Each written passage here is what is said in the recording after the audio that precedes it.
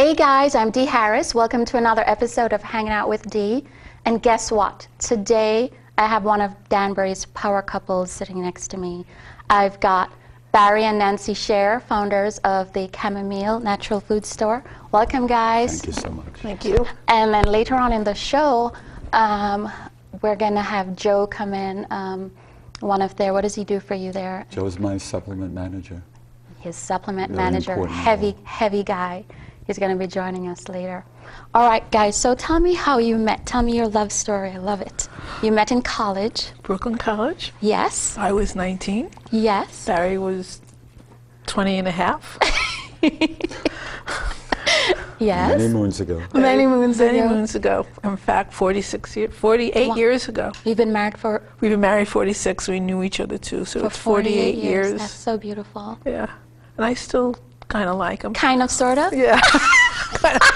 It's a marriage. What do you expect, you know? Sometimes you love them, sometimes not so much. Right. And I belonged to a service fraternity, and Nancy's group volunteered to help us one year to raise a lot of money for leukemia. Yes, and that's how you met. We ran a used book exchange, and that's how we met. That is so cool. Yeah. Fantastic. Yeah.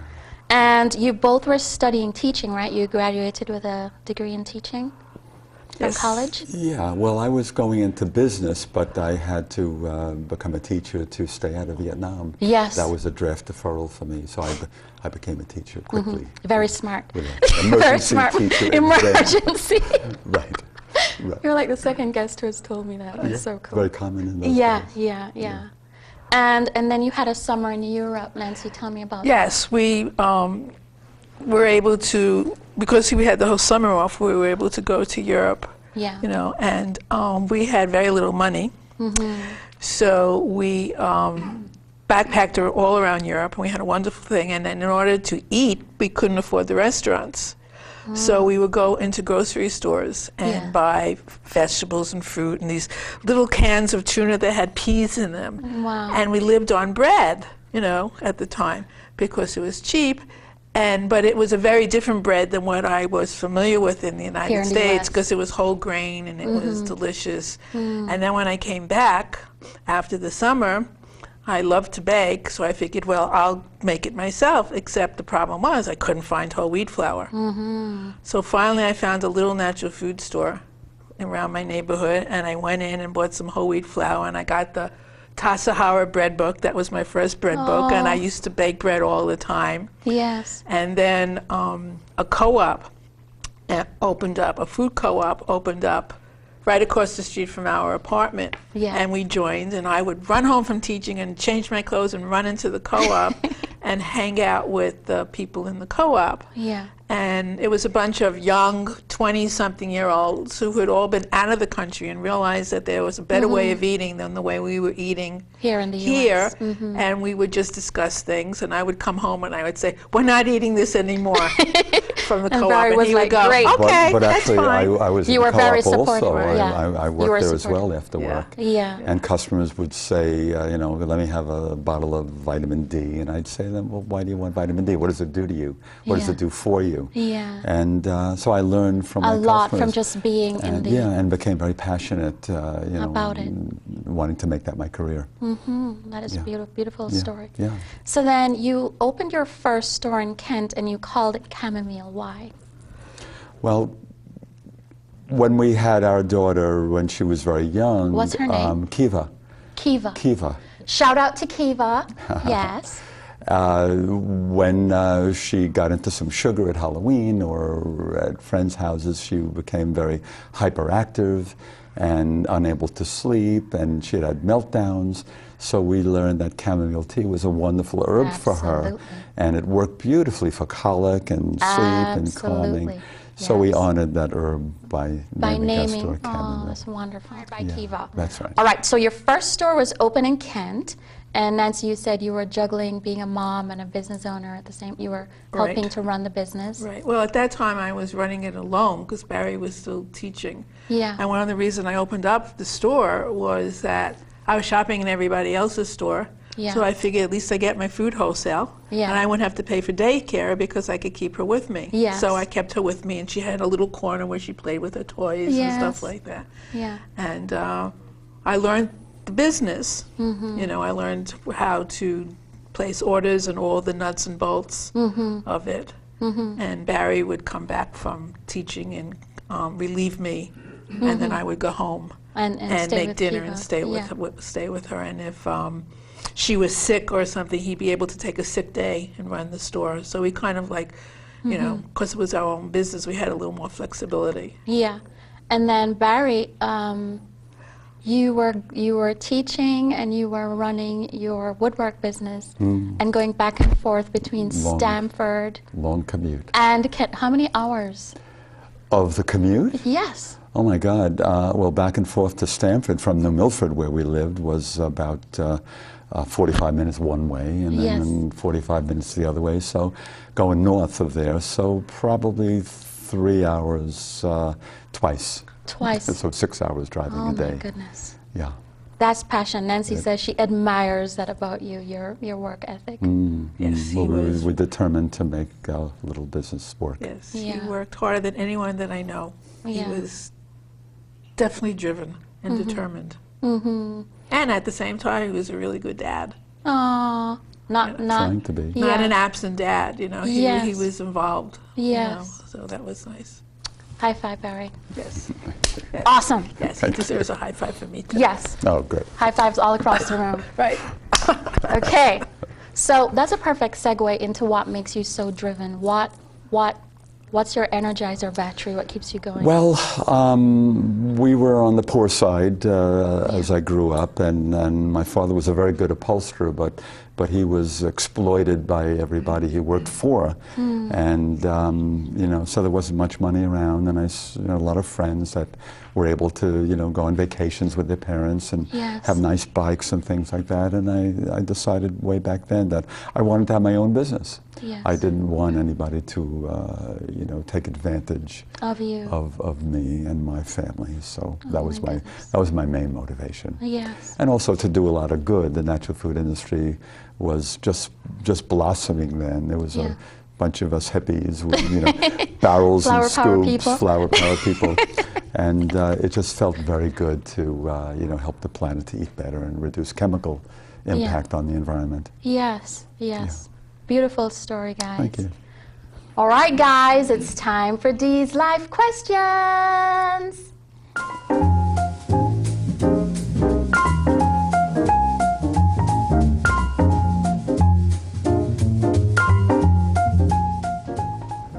Okay, Barry and Nancy, what do you know for sure? You first, Nancy. What do I know for sure? You were saying be kind. That was one of the things that you were saying that's that the jumped most out. thing, is be kind. Yeah. Be kind. What, you know, it takes so little to be kind to someone, and Yeah. it's such a little bit of kindness has a huge impact, and you have no idea how much of an impact it might have on Absolutely. someone's life. That might be the only moment in their day that someone was kind to them. And if you could just reach out and be kind to someone, you know, you've touched someone and you've made a, you know, and that's, to me, that's basically why we're here, Oh, you know, is see, to I'm be going to have to kind, stretch over and give you a high five. to be See? kind to one another. What else is there? What else is there? What else is That's there, why we right? were born. Right. All right, you go, Barry. Well, I believe that there's basic goodness in everybody. It doesn't always come through because of life's issues that they may have. Yes. And that big one, the root of evil, Yes, you were saying. is money. You said essentially the money. love of money above love all else Above all else. is the root of all evil. Right, Meaning and that if you put money above people Right. or things. Right. Yeah. People feel materialism is going to make them happy, and it usually doesn't. Yeah. And therefore, then they're even more angry, even more depressed about it. But the basic goodness can come out, which I always try to see in people. Yes. All right, cool. What is spirituality, guys? Spirituality is, I think, Barry and I kind of Yes. come to the same place from different places. It's just that there's no other, there's no them, it's just we. Yes. You know, and the more we were to operate on a planet that way, if we operate as a we, then a lot of the things that humans do to each other would not be able to be done because you're doing Absolutely. it to yourself. Absolutely. And basically, we're on this planet together, yes. and we all love our children. Yes. We all want the same things. Yes. And it's this friction that comes between us that's ridiculous, Agreed. that causes all kinds of problems. Oh my goodness. You have 30 seconds. Spirituality for me is doing good, thinking good, being kind, no exceptions. Yeah. And not worrying if there's a God or not, just if there is, then we're doing the right thing. And, That's right. and we're in the right place. That's right. Yeah. High five again. You guys are going to make my hands I see hurt. we're going to have painful hands at Painful the end, hands at the end of this, yes. a remembrance of Dee. Yes. Right. All right, guys, it's time for What in the World?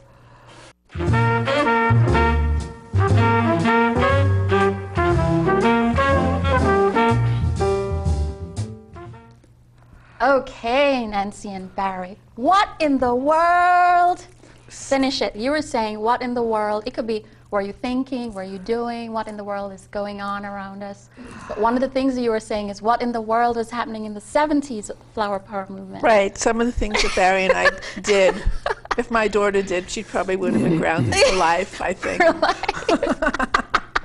But we got away with it. Close we your did ears, it. We were people. young. We Yes. were impulsive. It was the time. But I look back and I go, oh my God, What in the world? what in the world were we thinking? What about you, Barry? And I say, what in the world were we thinking when we allowed special interests to take over our government and totally control Yes. what we do, what we eat, what we breathe, what we say, and not allowing people to really blossom the way they should. Powerful stuff. Yeah. All right, guys, it's time for I Don't Like That, Mom.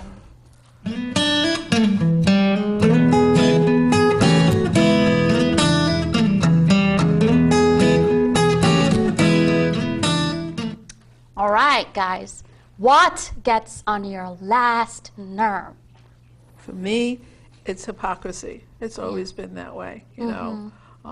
If you're, be true. Don't lie to people. Don't say you're one thing when behind the corner you're being something else, Yes, you know. I And there's hate so that. much greenwashing going on right Yes. now that it's ridiculous. What's greenwashing? I like that word. Greenwashing is where a company that's doing bad will put out an ad that tries to make them doing good. You know, you'll have like right after, you know, they'll have an oil company who puts on an ad and talks about all the good they're doing when they just dropped thousands of gallons into the Gulf or something like Yes, that. You yes, know, yes. you know. So greenwashing. And it's basically it's PR, it's advertising. Everybody's green now, but if you look seriously and you look at the details, you find that so many of the companies that claim they're green Are not. are not. They're And just that- greenwashed. They're greenwashed. I love it. So a I company love it. that makes cookies full of chemicals will say, now with real vanilla. Yes. And another 19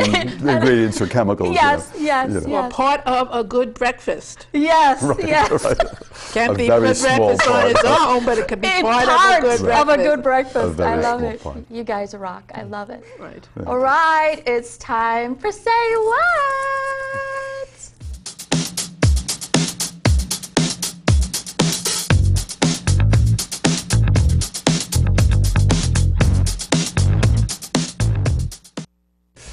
Okay, guys, we're joined by Joe of Chamomile, and he's here with Barry. Do you want to tell us what you do, Joe? I run the supplement department. Yeah. And the Barry Shear, Yeah, supplement manager, and I'm also a natural health consultant. yeah. And I also was a chef by trade. What? Super cool. You've helped me a couple of times, more than Thank a you. couple of times. You guys try. We try, yeah. You've done a good job. All right, guys, so you know this is the segment of the show where we allow our masters in their area of expertise to just leave you with some nuggets of truth, some information. So today we're going to talk about Lyme disease. All right, let's go for the first graphic, Dylan. Lyme disease, what is it? There we have a graphic of what the actual bacteria looks like, right, Barry? Yes, yes, it's called a spirochete because it does spiral. It is a corkscrew shape. Yes. So talk to us, gentlemen. What is Lyme disease? Do you want to start? Well, it's a bacteria, like Barry said. It's a spirochete, like a cork. Like a corkscrew. Yes. And we're not so sure how it evolved. There's some theory out there that it evolved in a lab, and it was created for chemical warfare, possibly. Are you serious? The germ warfare, yeah. On Plum Island, and it escaped somehow, and then it started spreading throughout the deer population. And it's not hasn't been proven, but that's some of the theories out there. That's a theory. And It's a very viable theory. it's so difficult to treat because what the research is showing is that it morphs into other forms. So it starts out as a spirochete bacteria, Yeah. and then when the immune system comes after it, or antibiotics or antimicrobial herbs, it tends to morph. It's a very intelligent microorganism. And throwing one antibiotic at it is usually not sufficient enough. So what we've learned is that it can morph into a cell wall, deficient, and a cyst form. So it actually hides in the body. Wow. And it can lay dormant for years as well, but still causing havoc on the immune system. That's some serious stuff, Barry. Are you seeing people come into the store with this a lot? Yeah, it's definitely epidemic proportions now. In our area? In many, many areas, in parts of the United States where they did not have it a few years ago, now they have it because the animals that carry these infectious agents are moving. And people move being infected. And as a result, it's growing in number. It's still fairly poorly diagnosed and poorly treated. So people that are carrying the infections and not treated properly then spread it to other people. Oh my so goodness. it is epidemic. That's scary. It is very, very, scary. It is very scary. And it mimics many things. It can mimic rheumatoid arthritis. It can mimic depression. It can mimic heart disease. What? And that's why it's so poorly diagnosed. Yes. This is serious stuff. Yeah, it's very All right, serious next stuff. graphic, Dill. How do you get it? Gentlemen. Well, I'll start this one off, Joe. Again, it's controversial how we can get it, but it's becoming more and more clear that it can be transferred, not just through a bite from a tick, but once a person is infected, their bodily fluids carry it. So it can be transferred through saliva, Blood. through blood, through semen, through pregnancy to a fetus. Really? So, yeah, those are the ways we get it. And certainly people that are out in the woods long periods of time are more apt to get it. People with animals that carry ticks into the house are more apt to get it. So what are some of these animals? So obviously deers aren't pets for the average person anywhere that I know of. So are we talking about dogs here, or are we just talking about rolling around in the grass? Are we talking about going into the woods for a camp? But what are we talking about? Well, all those. Birds carry the ticks. Birds? Yeah, and the ticks can fall off of the birds onto the lawn. But anything that's outdoors where these ticks are can pick them up. So mice get them, and the cat that plays with the mouse that has ticks gets it, you know. Your dogs, your animals, anyone can have it. Yeah. So chipmunks, squirrels, every little animal that lives in the woods, that lives in the stone walls, is a potential carrier, and very commonly are. Wow. Yeah. Next graphic. How is it properly diagnosed? Joe. Well, that seems to be the major issue in our That's the money question. medical society. Usually it's a good blood test. The regular doctors, our conventional doctors, look at the ELISA antigen test, which is outdated now, about 30 years now, and they're still using that. And it's a very insensitive test, and it misses over 70% of Lyme because it's only measuring an immune response. We now know that you need to have a Western blot, and a Western blot by Quest Labs. Okay. It's okay. It's not the best, but and I'll get into that why it's not Western the best. blot, as yes, in BLOT. Which is Okay. yes, which is they only give you 2 out of 3 bands on the IgM and 5 out of 10 from an IgG. Correct. So IgM means that's the ground forces, which is the first immune response is the Marines, and the IgG is later. The ground forces come in. Those are antibodies. Antibodies. And the problem with the Western blot from Quest Diagnostics is that they removed 2 bands that are very specific for Lyme disease when they made a vaccine about 15, 20 years ago that was unsuccessful. And the 2 bands that they removed were the most specific outer surface protein bands, were the 31 and the 34. So in the Quest, they only have the 39, the 23, and the 41. So the CDC criteria, they're not on board with, you only need 1 positive band. They're saying you need 2 out of 3 and 5 out of 10. And this is why doctors are missing Lyme disease in patients. This is serious stuff. Next graphic. Wow. Symptoms. What are the symptoms? How do you know if your child, your wife, your dog has Lyme? Because now I'm so scared right now, petrified. Well, How do you know? Well, there's a broad array of symptoms. Patients present to their doctors with muscular aches, with bone aches, joint aches. Something that would feel like a migraines, flu. Yeah. And so very often they're treated for those issues. But symptoms can probably include just about everything, including autoimmune diseases that can occur when the Lyme's is not treated properly. Things as serious as Lou Gehrig's disease, other dementias, when there's neurological Lyme.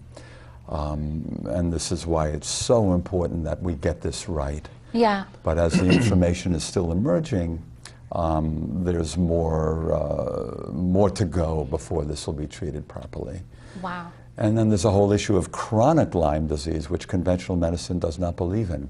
But the holistic community, especially the doctors who specialize in Lyme disease, believe that there is chronic Lyme disease. The disease that's gone untreated for a long time or improperly treated initially, so that the progression of the disease is getting worse and worse because there's nobody knows what it is. That's right. Wow. Yeah. Thank you so much. Serious So much stuff. to think about. All right, guys, we're going to go to a very funny video, a gag, where some passersby are being tricked into this really funny joke. You'll see it soon. And then I'm going to join Nancy. She's going to show us how to make some yummy, yummy squash. See you soon.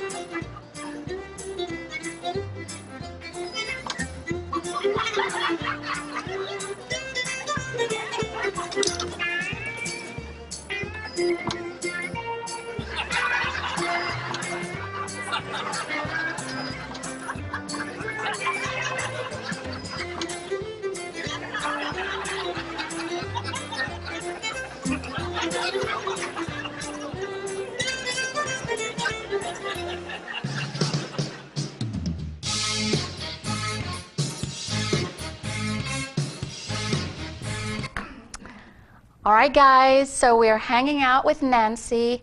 She is a food specialist at Chamomile, and she's gonna show us how to make some yummy squash. Go for it, Nancy. Okay, this is the time of year for squashes and sweet potatoes, and this squash, which is called delicata, I cut it in half. It's called the what? A delicata. Okay. This is what it looks like when it's whole. it's whole, okay? But the thing that's really cool about the squash is that you don't have to peel it because the peel is edible. It's one of the few squashes where the skin is edible. So what you do is you cut it in half, and then you're going to scoop out these seeds, and then you're just going to cut it into slices. You want them fairly large because they're going to shrink in size. Yeah. Okay? Like half an inch apart or something. And you put them in your bowl. Yep. Okay. Now I like this dish because it's not only is it delicious, but it's also very nutritious. You have all kinds of vitamins, vitamin A, vitamin D, antioxidants, all kinds of things. And it's very good for make a great side for Thanksgiving. It goes great with chicken, it goes great with fish, it goes great with anything. Yeah. And for those of you who are vegan or vegetarian, you could eat this too. Just cut up some tofu and mix it in with it. And roast it all together. Now this is a sweet potato. This is an oriental sweet potato. They tend to be a little sweeter than regular. You're going to cut it again. You want to cut the pieces so that they're relatively the same size. Yeah. Okay? All right, going to throw it in the bowl. What's nice about this, it does it all by itself. You don't have to do it. Once it's in the oven, you're free. And what roasting does, because of you're going to cook it at 425. Yep.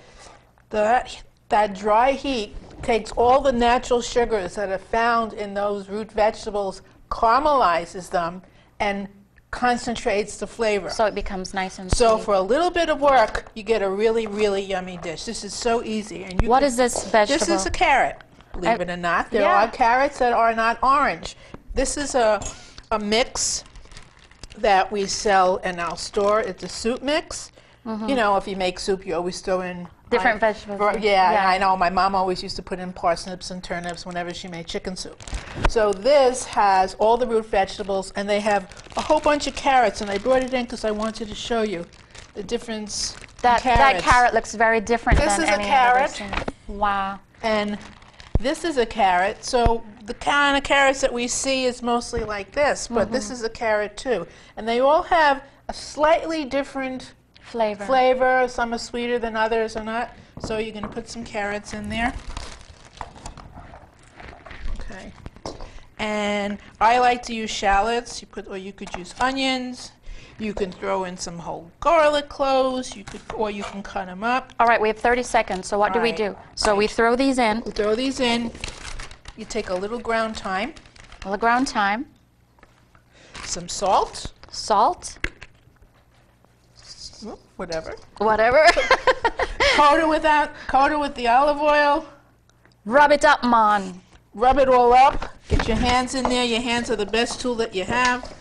Put it in the oven. Put it on a sheet pan. Put it in the oven. Take it 25 minutes. At 425. At 425, you're going to turn it with a spatula maybe once or twice. And then we get? And then it reduces and it comes out to that. And this is all mine, guys. You're getting none. You know where to find me on Facebook, Hanging Out with Dee.